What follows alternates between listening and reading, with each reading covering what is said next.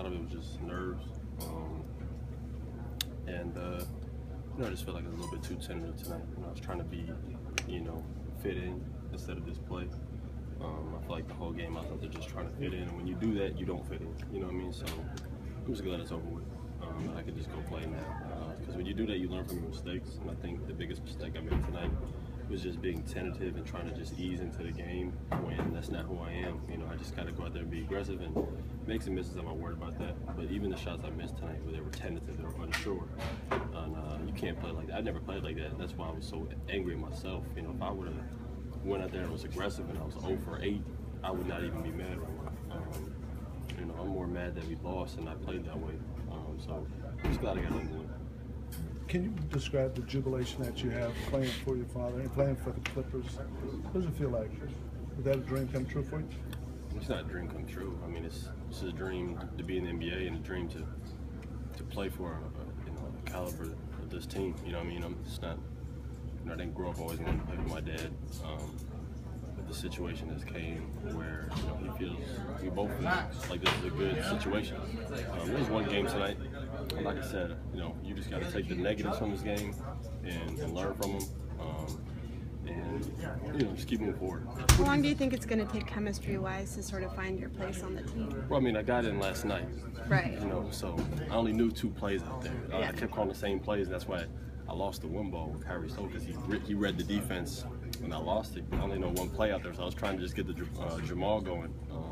So like I said, man, once I start getting everything going and I can start just playing and stop thinking, I'll be all right. Tonight I was just thinking too much. Did Doc say anything to you after the game? I just said, just keep playing, man. He was like, listen, he's like, that was a tough situation. He's like, you got in last night, you go against the Cavs. And you don't really know, you don't know what you're doing as far offensively or defense when they're doing calls. I didn't know which way they're saying soft. I didn't know which the right or left, because the soft where I'm from is different. Less than 48 hours ago, that meant a whole different meaning for me. So it's just like, that's where you just gotta, like I said, grow up, and you just mature, and just gotta go take it, man. Tonight I was frustrated with myself just because I didn't just go for it. I just try to fit in, and some players can maybe do that, but that's just not who I am as a player. So I gotta go out there and be aggressive and just let the chips fall. What do you think this process is going to be like, Tony?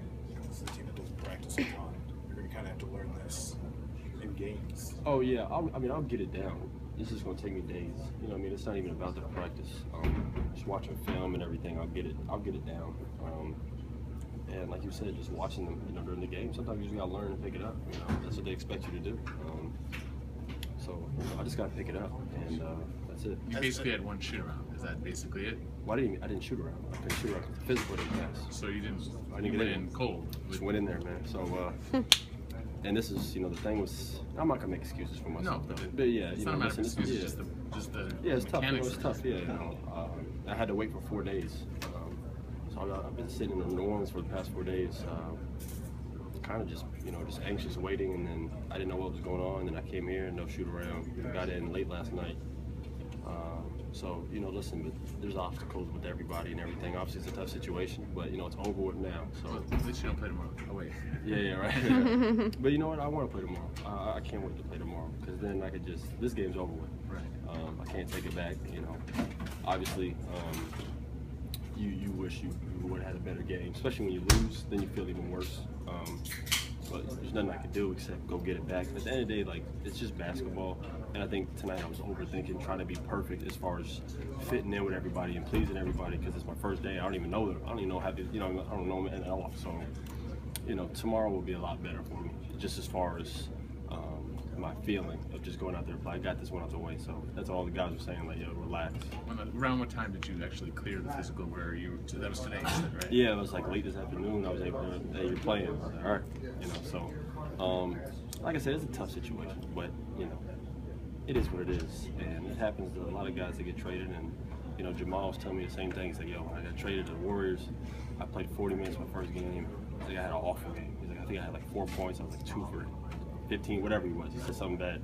He said 2 weeks later I had 40, because I just got comfortable and you stop thinking. So it's a process. I understand that. I'm still mad, but you know, that's the great thing about the NBA is I got a game tomorrow, like you said, so I just got to go pick it up. Thanks, guys. Thank you.